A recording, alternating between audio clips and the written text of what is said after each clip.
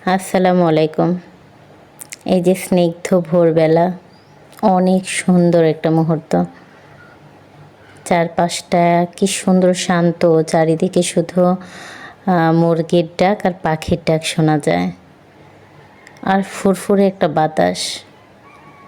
এত সুন্দর মুহূর্ত সারাটা দিনে একবারও পাওয়া যায় না, ভোরবেলাই পাওয়া যায়। আজানের আগেই ঘুম থেকে উঠেছি, কিন্তু সাহস হয়নি একা একা ছাদে যাওয়ার। একটু আলো ফুটতেই চলে গেলাম ছাদে। এত সুন্দর একটা মুহূর্ত পাবো কখনো আশা করি নাই। চারিদিকটা খুব খুব ভালো লাগছিল। হঠাৎ মনে হলো গাছে একটা পেয়ারা আছে, কালকেই দেখেছিলাম, আজকে হয়তো পাড়ার উপযোগী হয়ে গিয়েছে। তাড়াতাড়ি করে ওই পেয়ারা গাছের কাছে গেলাম, গিয়ে দেখি পেয়ারাটা কোনো পাখি হয়তো কিছুটা খেয়ে ফেলেছে। কী আর করার, পেরে নিলাম।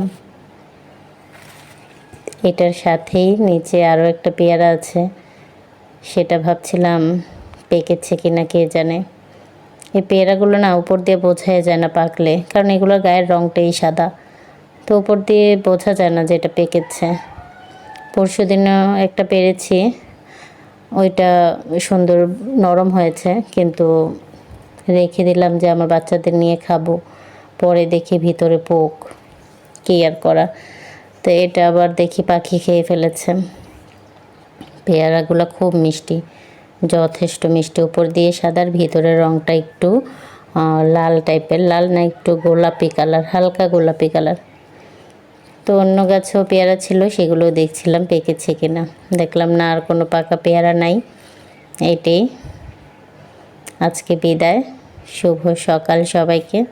সবার সকাল কেমন কাটলো অবশ্যই কমেন্ট বক্সে জানাবেন। ফজর নামাজ কি পড়েছেন এটাও জানাবেন। ফজর নামাজ দিয়ে সকালটা শুরু করবেন। আল্লাহ হাফেজ।